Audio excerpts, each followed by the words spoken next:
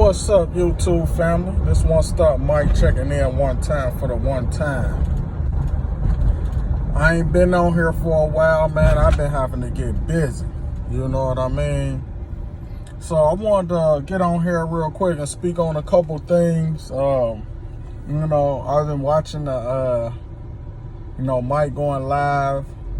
I've been watching the comments in there and watching what we post in the Facebook chat and the Facebook group and things to that nature. So I wanted to touch on a couple things because I've been going like 8 months now. I'm in my 8th month. There's some guys, it's been going longer than me. It's new guys and things to that nature. So everybody got their own race to run. Everybody's situation is different. People in different markets, so it's different things going on. So I want to talk about mistakes I made so far, and hopefully people won't make these same mistakes. People may be going through these issues right now, and what I got to say might help you out a little bit. So when I first got going, I say probably January, I was doing cash calls and I got in with one warranty company. About time February rolled around, I had 3 warranty companies going. And they was sending me work.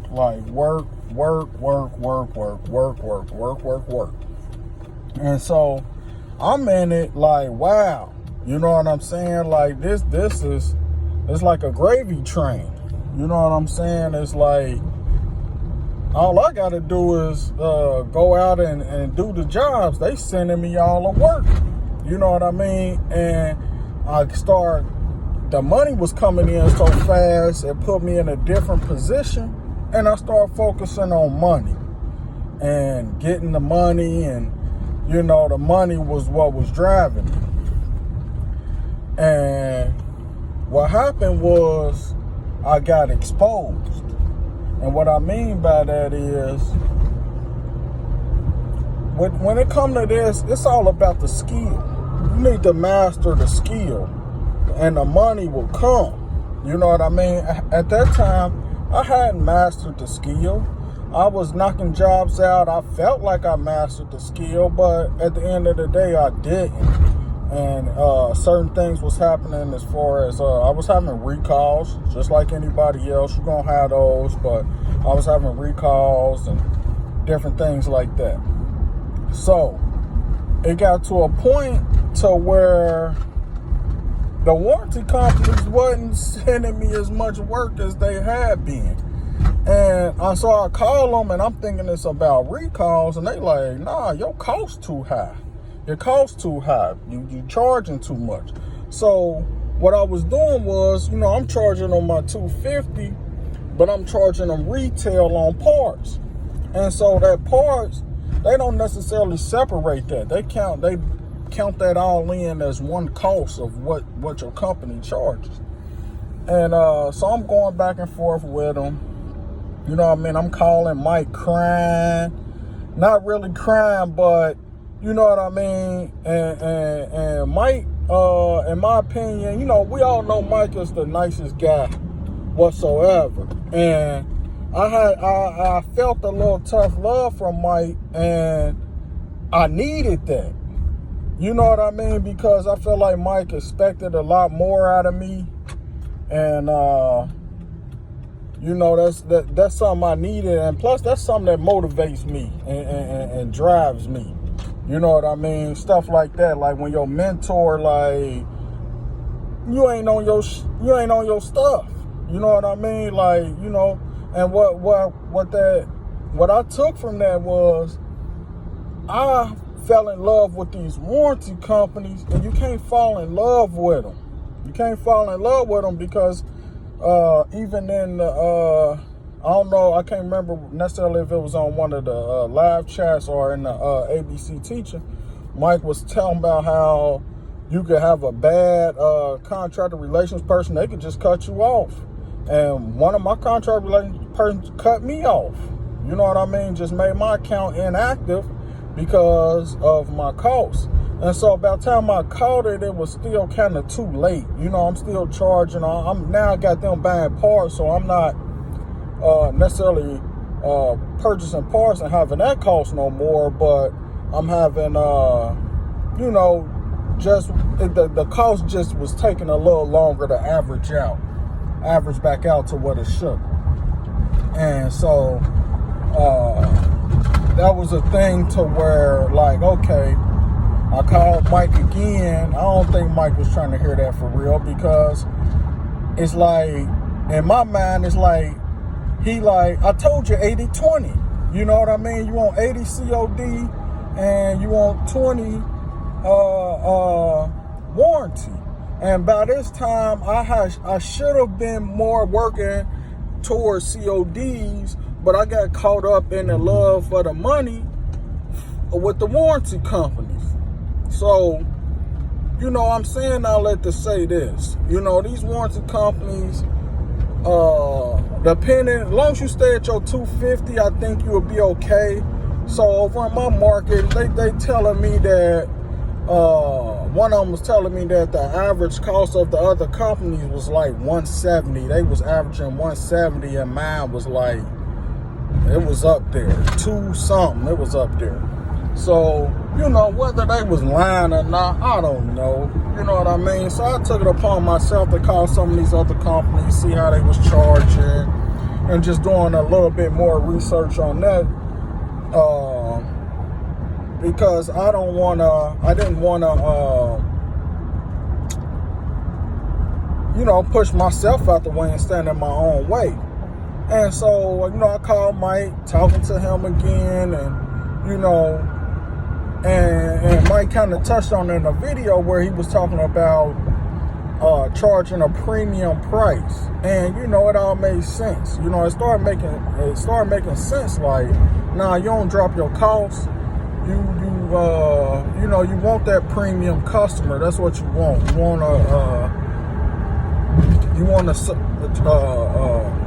to have a premium product, and our service, you want it to be premium. You know what I mean? And so with that, you got to master the skill. Don't worry about the money. I made a mistake and was worrying about the money, and I lost the mastering of the skill. And that's what you want. And that's what I'm back on. That's why I haven't made no videos lately. I'm studying like crazy. Making sure, you know what I'm saying? You know, I'm back out here taking an hour and a half, 2 hours on diagnosing these refrigerators. Samsung refrigerators, I'm back on that again, because, you know, that's where it's at. That's how you master this stuff.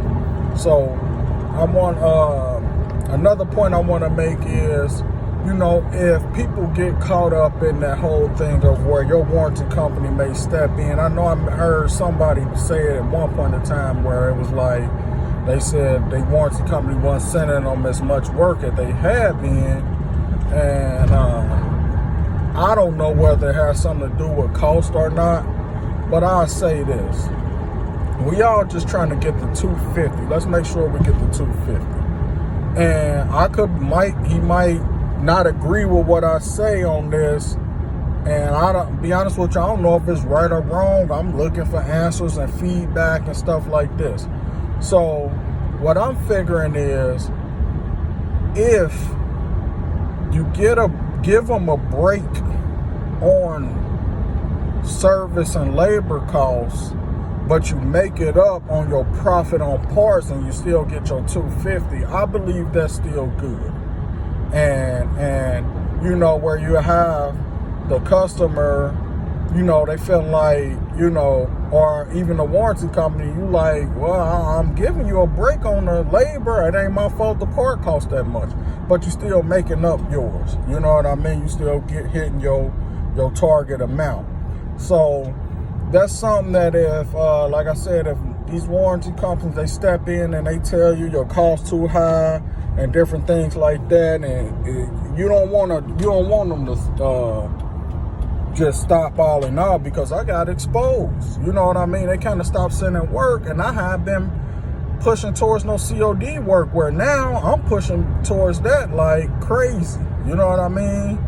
I'm on my way now to an emergency call. Some lady called me out the blue, just like she found me on the BBB website. I didn't even know I was on there.